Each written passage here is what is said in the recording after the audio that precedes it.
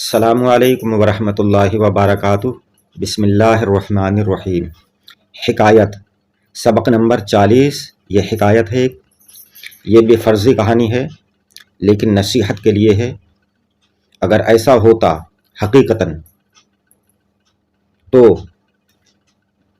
اس سے کیا نصیحت حاصل ہوتی، اس کو سمجھیے۔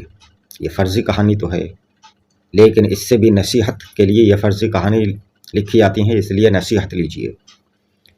شروع کرتے ہیں۔ ایک دن باز نے کہا، میاں مرغے، مرغا غین میں الف ہو، غین کے بعد اوپر پہ الف یعنی ہو تو مرغا، اور یہ ہے مرغے۔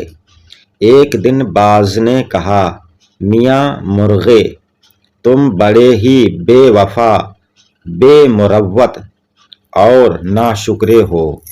دیکھو آدمی کس محبت سے تم کو پالتے ہیں، دانہ پانی کی خبر لیتے ہیں، پھر بھی تمہارا یہ حال ہے کہ مالک پکڑنا چاہتا ہے تو بھاگے بھاگے پھرتے ہو، خود بھی تھکتے ہو اور مالک کو بھی دق کرتے ہو، پریشان کرتے ہو۔ دق معنی پریشان کرتے ہو۔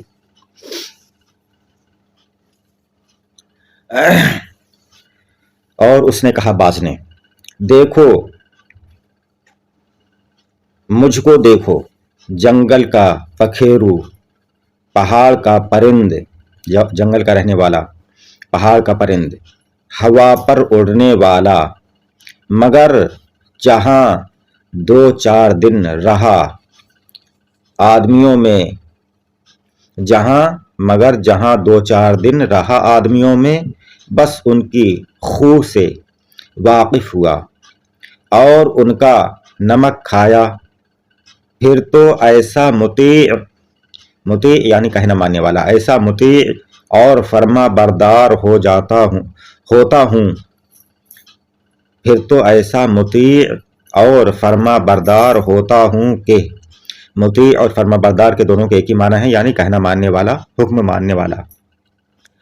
فرما بردار ہوتا ہوں کہ اشاروں پر کام کرتا ہوں، جب شکار پر چھوڑتے ہیں تو پنجے جھاڑ کر اس کے پیچھے پڑتا ہوں، کوسوں دور نکل جاتا ہوں مگر اپنے آقا کو نہیں بھولتا، ذرا واپسی کا اشارہ پایا، خوشی خوشی اڑتا چلا آیا۔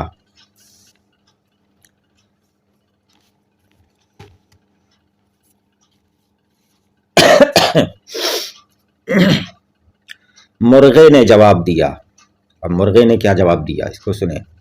مرغے نے جواب دیا، میاں باز، اس میں شک نہیں کہ تم بڑے شکاری ہو، بلند ہمت ہو، چست و چالاک ہو، لیکن بھائی قصور معاف، تم میں بات سمجھنے کی لیاقت ہے نہیں، سمجھ ہے نہیں، اتنی بات سمجھنے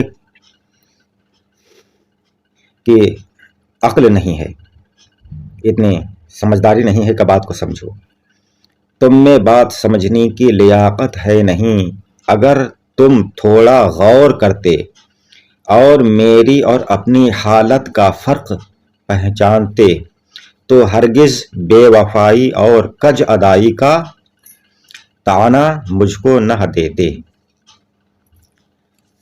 اور مرغے نے کہا کہ میں نے سینکڑوں مرغ حلال ہوتے، ذبح ہوتے اور سیخ پر بھنتے اپنی آنکھ سے دیکھے ہیں، مگر تم نے کسی باز کو ذبح ہوتے یا کباب کیے جاتے دیکھا تو کیا کبھی سنا بھی نہ ہوگا، دیکھنا تو دور کی بات رہی، سنا بھی نہیں ہوگا۔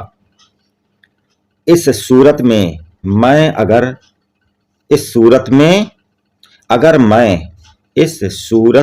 اگر میں چوکنا رہوں اور مالک کی طرف سے میرے دل میں دھکڑ پکڑ ہو تو میں عقل مندوں کے نزدیک ملامت کے قابل نہیں ہوں.